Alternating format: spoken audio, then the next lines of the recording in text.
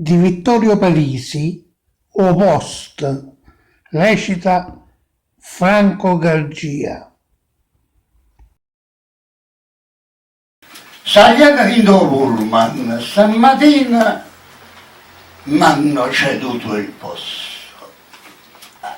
Ecco poi. Vicino a me una bella signorina ha detto: io lo conosco, e mi ha alzato, ma veramente non lo conosco io, l'ho visto solo in fotografia.